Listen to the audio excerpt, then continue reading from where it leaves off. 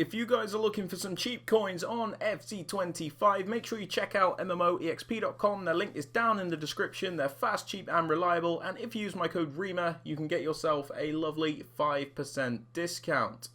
So what's up guys, it's Ash here and welcome back to a brand new video. Now I was playing some draft games earlier and I stumbled upon this 4-3-1-2 formation. I actually really liked it, so I just gave it a bit more of a go with a normal team. Obviously it's not a great team and I can confirm I actually really do like it. It's one of my favourite formations I've tried so far. So I'm going to show you guys some tactics and roles to use and hopefully you guys like it as well. So yeah, let's get right into the video. Okay then guys, so starting off with the tactics, of course, the tactical preset you're going to want on custom. This is so you can actually make your own tactics. Make sure it's not on one of the presets. And obviously the formation here is the 4-3-1-2. For the build-up style, guys, I like using balance as I find it to be more controlled than other settings. It's less restrictive. With balance, your players make a mix between sometimes coming short and other times making runs. So it's having that balance, and I really do like it. That being said, if you guys want to use something different, that is also fine. Use what you feel comfortable with.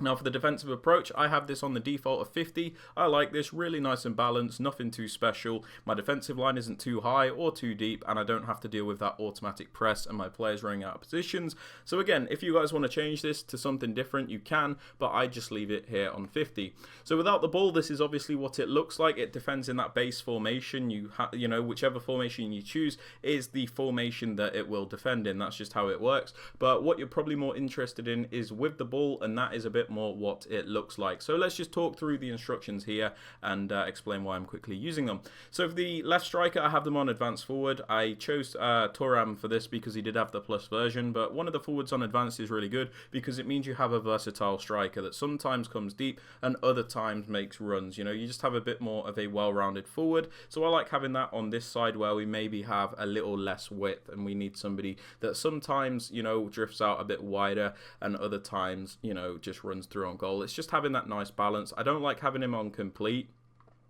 because I feel like he gets a bit drifted from the rest of the team. So I still prefer to have attack, but you just feel like you get a bit more natural width. I don't know how to explain it. For the other striker, I popped them on false 9. This is because Katoto has the plus and I actually really liked it. So this means this player is actually going to drop a little bit deeper when we have the ball.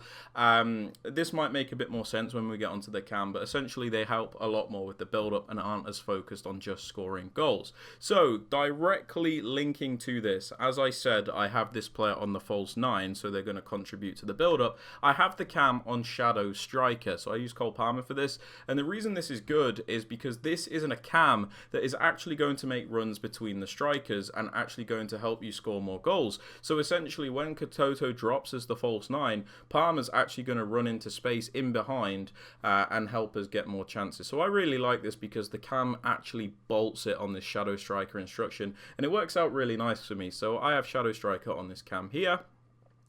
Now, for this middle centre mid, we have a holding player here. This is somebody that's just going to dictate the play. So I use Rodri, somebody that's just a bit of a guardian, somebody to just give you that that balance in the midfield, I guess. So we just pop him on holding and just leave him on the default there. For this right centre mid, I use more of a box-to-box, somebody that's going to be a bit more up and down, you know, like a workhorse essentially.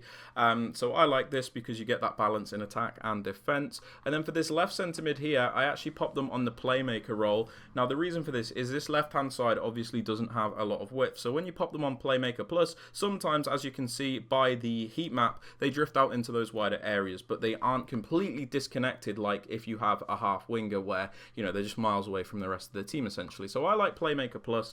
And I have them on the roaming version of this, the roaming focus, just so you get a bit more, you know, you get a bit more width than that on the left-hand side. Now moving on to the fullbacks. On my right back, I use a wing back, so I use Malo Gusto. So I'll pop him on the wing back role, and we just leave his focus on balanced, of course.